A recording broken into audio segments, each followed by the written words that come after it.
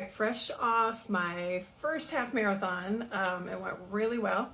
And I've signed up for probably at least 3 or 4 half marathons in the past, all this time of year. Inevitably, couldn't figure out the training. Plus, here in the DC area, we usually get a lot of ice. We got 0 snow this year. So this was actually the perfect year to train for it. But it occurred to me recently that I think there are either 3 types of postpartum runners or 3 seasons. And I think you could go a couple different directions with this. The first type that I think is so clean and clear is you're not really like semi-pro, but like you're hardcore running. You've always done it. You've always had a coach. You've always had a training plan. You've always had training cycles. Like those are easy to spot because you have a plan no matter what. And I've had clients like that they're literally trying to do a training plan in pregnancy, and then they're planning their postpartum training plan while they're in pregnancy. And they've got PR goals for like their first year. Like that's really easy because that's just who they are. That's not me, by the way. The second is, and I think this could be a season, because I think that's the season I'm in now, is you get some guidance and you have somebody kind of show you a progression. And I think that's where I am a lot with a lot of my new moms right now, whether it's first, second, third kid, that you have a plan, but it's not do or die. Like you're willing to be kind of flex on it, and life is a part of that. Meaning it can influence what you do that day, that kind of stuff.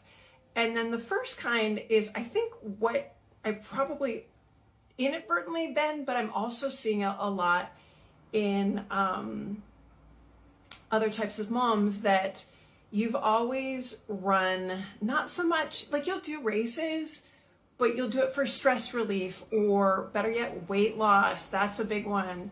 And for those of you that you're similar vintage as me, like your moms, if they worked out, it was for weight loss reasons. And so what we were programmed was the more you did, the more you would lose weight. And unfortunately, in postpartum, when you've got crazy hormones and sleep deprivation, all that stuff, and I dare say going into perimenopause, menopause, that doesn't hold true. And so we get freaked out because we're like, well, this worked when we were in our 20s. Why isn't it working now? And then we blame age, we blame stress, we blame, well, I'm eating right. No, you're not. We need far more protein as we age, far more protein. And like, I think I had a client the other day. I was like, I think you're overtraining. I literally think you're overtraining, and that's why you're hurt.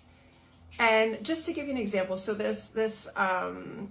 just did a half marathon. I did my very first and only marathon in 2004. Okay.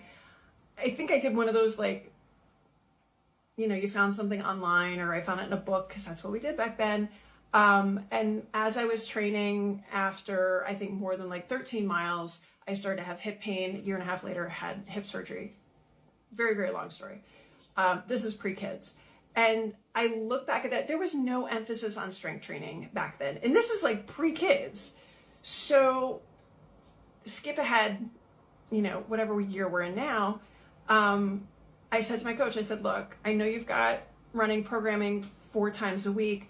I go to the gym 2 mornings a week. That's non-negotiable, because that's what helps my hip and my back feel good. And then I just prioritized and did a lot of zone 2, which is like super easy running, like insanely, like almost drive you crazy easy. And then, some interval workouts based on a time trial she gave us. And I was trying to be very methodical about what I chose. And I had a time picked out to hit. I didn't hit it, but I didn't expect to, because I did half the training, but I was within 10 minutes of it, which I think is pretty damn good. Like I was trying to, it was like maybe a pipe dream to get below 2 hours, and I hit 2:12. I'm like, honestly, that's pretty good. So anyway, point being, for those of you that are, pregnant or early postpartum trying to figure out, you kind of have to figure out, where are you on that? What season are you? What person are you? Because I almost think it's easier if you're hardcore, because it's going to be very black and white whether you're going to continue breastfeeding, what you're going to do about sleep, what you're going to delegate out, because you're so focused on that training and that's part of who you are. So I almost think that's a little bit easier. Don't get me wrong, there's a whole bunch of other things that go along with that. But I think the worst one is if you're trying to train for something, but you're training like you, not like high school, because I think almost high school we had some guidance. Like, if you're just going out and trying to go balls out every single run, you're not going to recover. Your nutrition's going to be low. Hang on, Abby, come here. The cleaners are at the house, so Abby's with me today. You're not going to do what your body needs. And so that's why I really, really think getting some help, talking to a postpartum physio, a postpartum athleticism coach or trainer, is so incredibly important, because you'll get some guidance, but it will work with, hey, you know what? Kids aren't sleeping this week, or time changed last week. That was insane. Even when the kids are older, like, it works with what you have. I'm like, all right, well, how do I plan quick, easy, high protein things that I can just grab, but it's good quality food? How do I, set myself up to make sure that I get what my body needs? And then also be realistic about your training. Like, you don't have to run 5 days a week. Now, if you want to, great.